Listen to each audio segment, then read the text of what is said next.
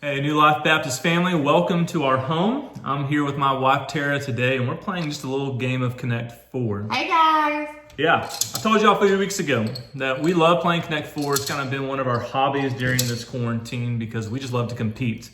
And so while we have played a lot of Connect 4, Tara has done a lot of winning. Not surprisingly. Exactly. And so here we are. I'm going to try to play this game with her while I'm also going to try to win. I'm not going to give in or concede defeat, but I'm going to try to beat her while also doing a Bible study. I'm not a very good multitasker, so we will see how this goes. I've realized in Connect 4, the reason I lose so much is because I lose perspective. So what I end up doing is I begin focusing on my strategy. I've been focusing on how I'm trying to work the board, and I lose focus of the whole board. I focus on maybe a section or a move here, a move there, and I think very short term, I think very small, and I miss the big picture. And that can be so easy for us to do in life. We can miss the big picture of what God is doing and how God is working in our lives because we focus on moments, or we focus on seasons, or we focus on short periods of time instead of thinking about God's plan, God's purpose on a much larger, much grander scale. This is so true for Joseph. If you remember Joseph in his life, Joseph was a man that was sold by his own brothers into slavery. Now, I don't know what kind of dysfunction you may have in your family, but certainly it hasn't reached that level because that is a very high level of dysfunction. And yet what we know to be true about Joseph is that Joseph was able to see, in the end, God's big picture and even have hope during the middle of God's great plan.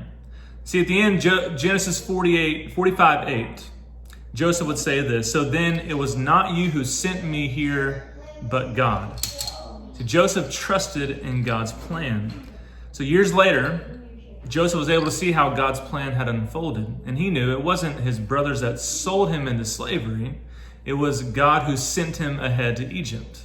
So there's a difference in perspective. And so Joseph was able to capture that and to see that and to watch God work on a much bigger scale. See, I almost missed that. Right? And so here's the thing. Remember, God always has a purpose and God always has a plan. And even though you can't see it, doesn't mean it's not true.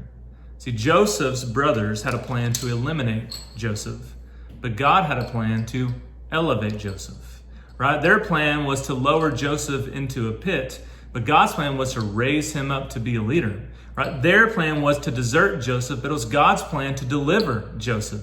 It was their plan to sell Joseph out, but it was God's plan to pick him back up. Right? Joseph's faith in God never wavered. It never wandered. It never took off. And that is why he was able to tell his brothers, ultimately in the very end, that what you intended for evil, that you intended to harm me, in Genesis chapter 50, he says, God intended it for good. But God intended it for good.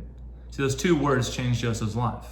In Genesis 45, again, it says, it was not you who sent me here, but God. And in Genesis 50, it says, you intended to harm me. What you meant was for evil, but God intended, God used it for good. And I wonder how those two words could maybe change your life. How could you have a but God moment, right? A but God story? That my life may be like this board. It may be confusing. I may not see the whole picture. I may not see what God is doing on a large scale, but God has a plan. God has a purpose. God knows exactly what he was doing. So I don't know what you may be going through in your life. I don't know what you may be going through right now. I know right now is a very challenging season for all of us in many ways. But here's what I know to be true. Every time Joseph thought his life was over, God was just getting started. It happened time and time again. God proved his faithfulness over and over and over again, and God never let him down. God provided every step of the way. And so understand this, God is able to work in all circumstances. All right, nothing is excluded from God's provision. But notice this, the Bible never says what happened to Joseph was good. It never mentioned that his circumstances or his kidnapping or his enslavement or his accusations were ever good. Those things were not good. And so what you may be going through right now, it may not be good, but God promises that whatever happens in your life, even if others mean it for evil, God will take it and turn it around and use it for good. That's the promise. It's that while we may not be going through good things, we know God can use it. God can take it. God can turn it around. See, God is able to do those things, and that's God's plan for your life. So with God, everything's already in the script. Everything is already perfectly planned out. Everything is already happening according to his divine and sovereign plan. So don't get caught off guard by losing sight of the big picture. Don't focus so much on just a small portion of the board that you miss out on what God is doing on the grand scale of things. Because God just maybe connect the dots. And that's how you lose it, connect forward. You lose sight. It can so easily happen. But again, there are going to be valleys and deserts. And there are going to be times when you miss the big picture and when you lose at this game that I so often easily lose at. But in the end, it'll all be for your good and it'll all be for God's glory. So trust him. Believe in him. Lean on him. And let me ask you this simple question, application. Do you trust God's plan for your life?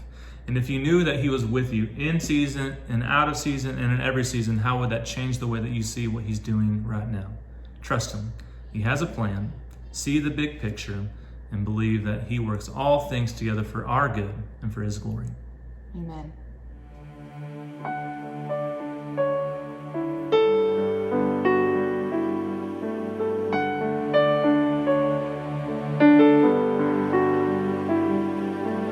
Tis so sweet to trust in Jesus, just to take him at his word, just to rest upon his promise, just to know thus saith the Lord. Jesus, Jesus, how I trust him, how I prove him more and more. Jesus, Jesus, precious Jesus, oh, for grace to trust him more.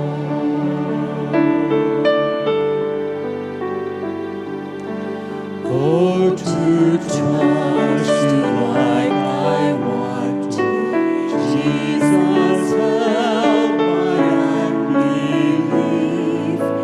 Give me grace to simply follow anywhere you choose to lead.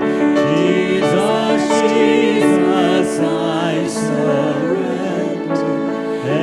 Everything I am is yours. Jesus, Jesus, thankful Jesus, oh, for grace to trust you more.